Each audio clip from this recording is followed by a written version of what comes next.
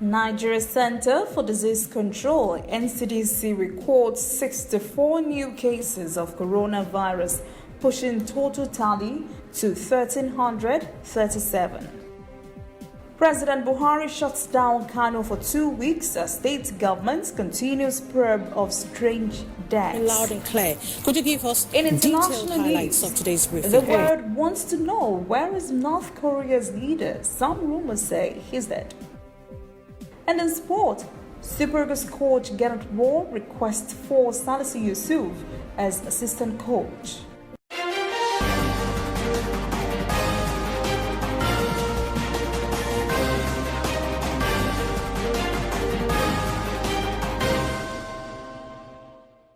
This is ANN News.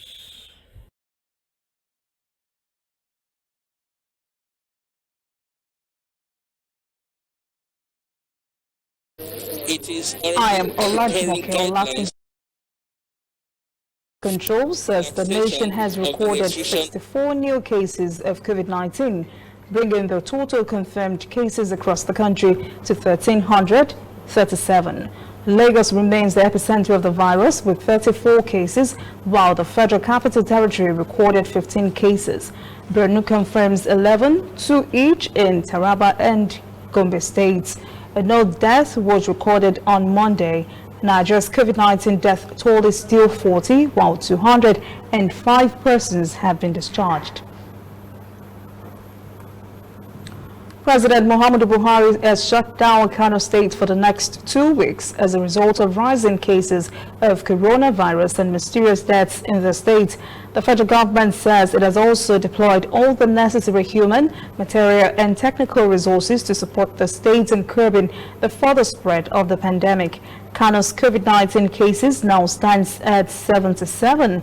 The state has also been recording many deaths from a strange ailment many say is unrelated to coronavirus. The state government has also ordered an investigation to find out the cause of the deaths. Director General of the Nigeria Center for Disease Control, Dr. Chikwe Ihekwazu, says the center is running out of test kits and that Nigeria needs to acquire more extraction kits, which are different from testing kits, to help improve the COVID-19 testing capacity. Ihekwazu responded to several social media criticisms that his agency was not responding to Nigerians who request to be tested. He blamed his agency's inability on lack of COVID testing kits. The NCDC Director General says acquisition of extraction kits could help prevent 15 laboratories from shutting down. President Muhammadu Buhari has extended by 1 week lockdowns in Lagos, Ogun, and the Federal Capital Territory. The president has also approved a gradual easing of lockdown measures in the 3 states effective next Monday. Buhari also said some private businesses would be allowed to reopen amid strict enforcement of contact tracing measures. The Nigerian leader revealed in his live broadcast there would be new nationwide measures like overnight curfews, prohibition of movements in large groups, large parties, and religious gatherings. There would also be controlled interstate movement of goods and services, mandatory use of face masks in public, and maintaining physical distance and personal hygiene. All these measures will take effect from next Monday. And effective from today, check instruments will be allowed to pass through the banking clearance system. The Central Bank of Nigeria has lifted suspension on check clearing by deposit money banks. CBN says despite the lockdown in some states, the Apex Bank has reviewed the check clearing suspension to accommodate check users. He says checks are one of the most important payment instruments in Nigeria. The suspension was put in place in March.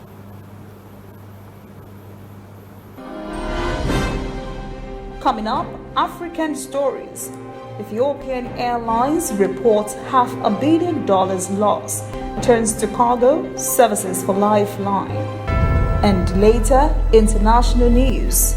The world wants to know, where is North Korea's leader? Some rumors say he's dead.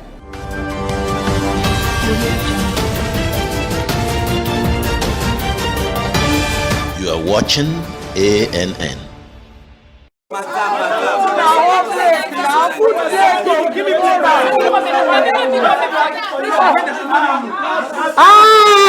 correct, Costi. Give me 100 naira rice and add 888 join up.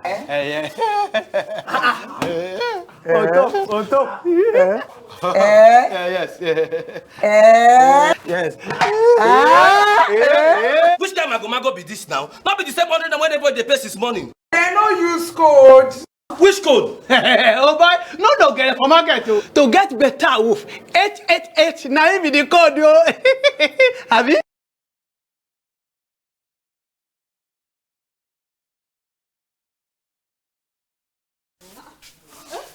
Madam, I beg, serve me 888.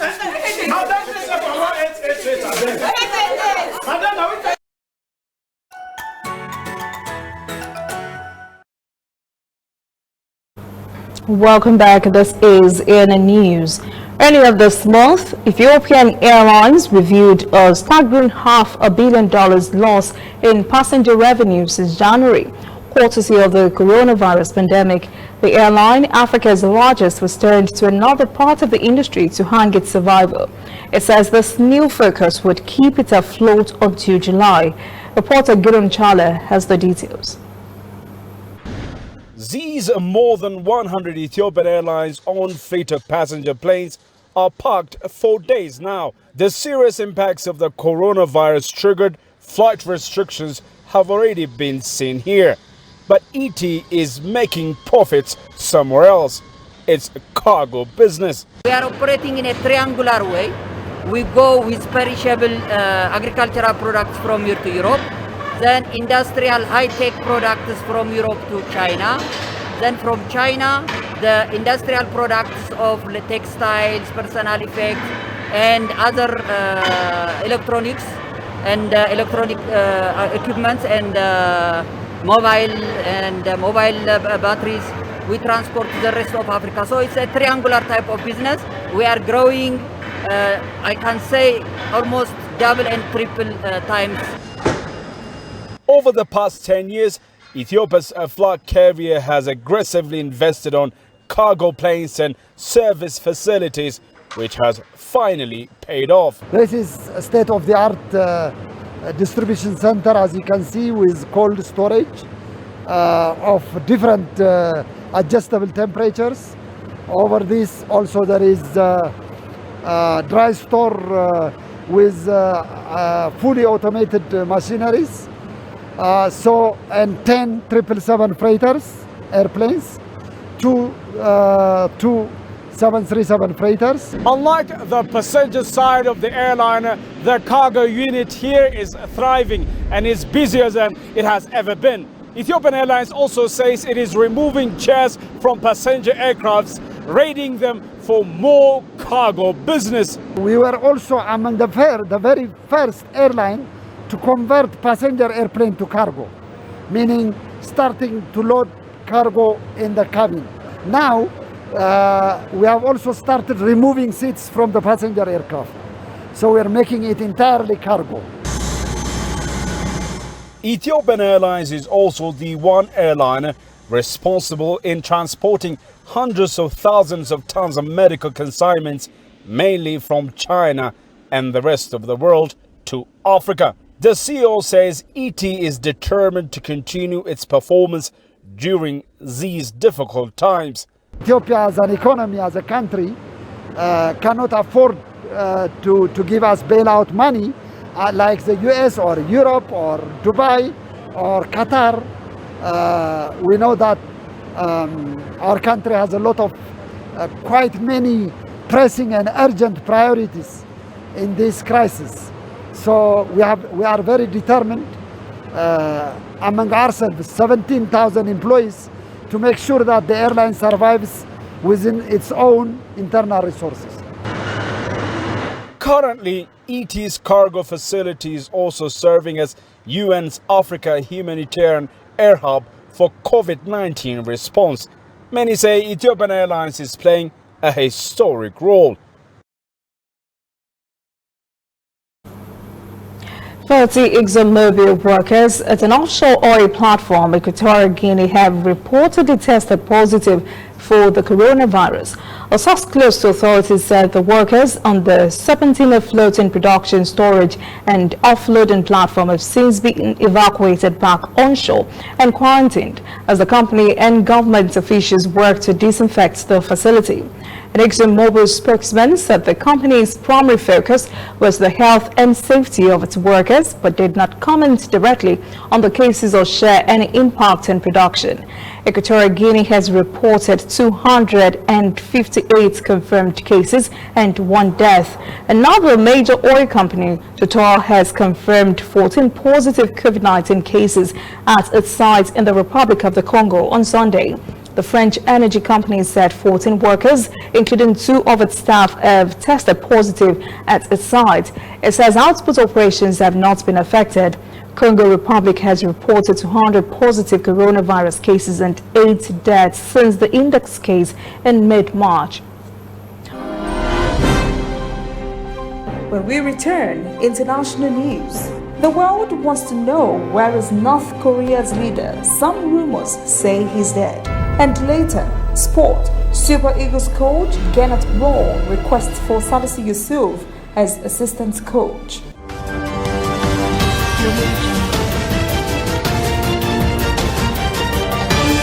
You are watching ANN. Today, night all reach for me to settle blessing. Blessing for you. When this girl first got this my shop called network. Now so on top of NTF4G phone. Now this girl could press. I provoke. I paranoid short in reach what time, eh? The ambulance make her tell her to make she mash her hat. Come out from my shop. And later I go realize say this girl go snap am. Put her for inside internet. They take her they do adverts. Now I make customers that they come with my shop. Blessing, I want make you help me manage my shop number 2. Maremo, but I think Nami and Blessing start work the same time. Now you and Blessing start work the same time. Blessing, you better start with a T-shirt for top of your 4G MTN phone. Business makes sense on top super fast and reliable MTN 4G. Join MTN, make you enjoy double data. Welcome back. This is ANN News. The recent spate of relaxation of COVID-19 restrictions around the world has given the World Health Organization great concerns. Several European nations and many states in the U.S. have eased or are preparing to ease coronavirus restrictions in the face of very little decline in cases and deaths. Head of the World Health Organization, Dr. Tedros Ghebreyesus, sounded an alarm on Monday during his regular COVID-19 briefing in Geneva that the coronavirus pandemic is far from over. He pointed to increasing numbers of cases and deaths in Africa, Eastern Europe, Latin America, and some parts of Asia. He said countries should continue to find, isolate, test, and treat all cases. Dr. Ghebreyesus called for worldwide solidarity to stop the spread of the new coronavirus. He said the virus can take advantage of divisions among people that could create havoc and lead to more loss of lives. More than 3 million COVID-19 cases have been confirmed globally, but the Johns Hopkins University says the actual numbers of infections could be much higher because there are millions of untested persons around the world.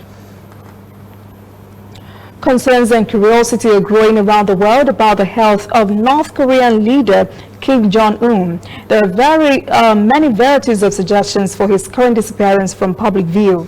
Rumors range from an ankle sprain to kidney malfunction and unsuccessful heart surgery. Some even say he went into lockdown to avoid the coronavirus or that he sustained injuries during a botched missile test.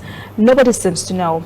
For about a week now, the fiercest rumor is that Kim is either in a coma and is brain dead. Some even say he is dead.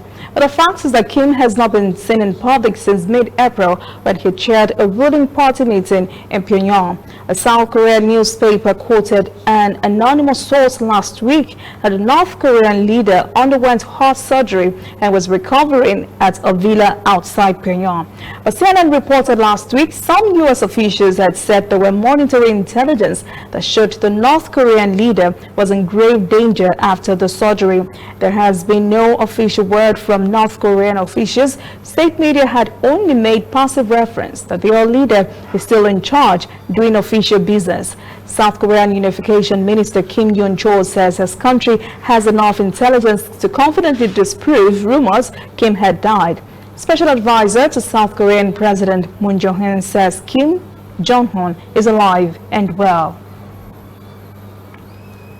Schools in Beijing reopened on Monday to allow high school seniors back on campus after an extended break caused by the COVID-19 pandemic.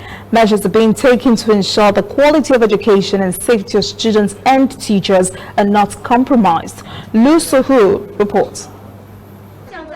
In Shanghai, students queued up outside the school's entrance with marks on the ground helping them maintain social distancing of 1 meter. They also had to pass through a thermal detector before seeing their classmates again. Although the city has not reported any new domestic cases for a while now, some parents are still a little concerned. I'm only worried about the development of the pandemic when school reopens. There's nothing else to worry about. After all, children are still young and they don't know much about hygiene. They need some guidance from teachers. In Beijing, parent Shali says she's happy with the measures being taken at her child's school, including specially designed seating and shields made from plastic. Generally, I'm happy. I'm not worrying so much. I think the school is sufficiently prepared. It had parental meetings in advance. Teachers had detailed plans in place 2 weeks ago. This is way beyond any parent's expectations, so I'm not that concerned. Students preparing for their high school and college entrance exams in Beijing are allowed back into class, although many schools in the country's capital remain closed. The school pre-arranged some changes to the facility, separating desks and installing transparent plastic boards. Each person has their own seat. Before the school reopens, the meetings with parents has already explained where the students would sit and how to avoid touching. I think this part has been well designed.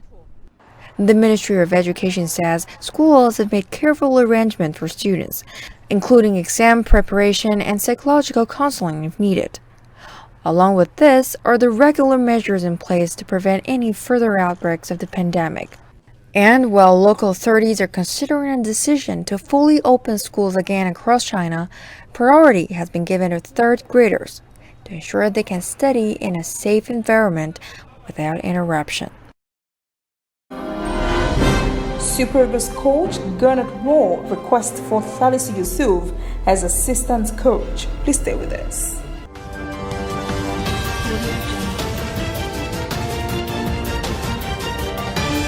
You are watching ANN. Whether in your house, at your office, on your phone or online, we are there. We have the facts behind the headlines. We cut to the chase with the news you really need. We cover every angle. We are the bigger, better news network. We are African News Network. ANN. Watch ANN News on MITV from a truly African spirit. Welcome back. This is ANN News and Sport. Suspended Super Eagles coach Salisu Yusuf may find his way back if coach W.H.O has his way. The Franco-German coach has reportedly requested the NFF to include coach Salisu Yusuf as one of his assistants in the ongoing contract negotiations. Yusuf was one of W.H.O's assistants until he got a 1-year ban as a result of a video scandal. After serving his 1-year ban, NFF seconded Yusuf to Rangers International Football Club as technical advisor. Reports say W.H.O is interested in having him back. FIFA is proposing 5 substitutions per match when football activities return after the coronavirus pandemic. FIFA has proposed teams will be afforded only 3 slots plus the halftime break during the match to make their changes in a bid to avoid unnecessary stoppages. FIFA's plans are subject to approval by the International Football Association Board, which is responsible for the laws of the game and is already considering the proposal. That is in the news this evening. Thank you for joining us. For details on these and other stories, visit our website, annafrica.news. Conversation continues on our social media platforms, Twitter, Instagram, and Facebook at ANN Africa TV. I am Olajumoke Olatuji.